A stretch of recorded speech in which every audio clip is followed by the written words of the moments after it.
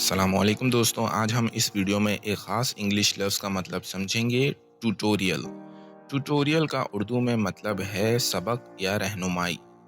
جب ہم کسی چیز کا تفصیل سے سمجھنے کا عمل کرتے ہیں تو ہم اسے ٹیوٹوریل کہتے ہیں۔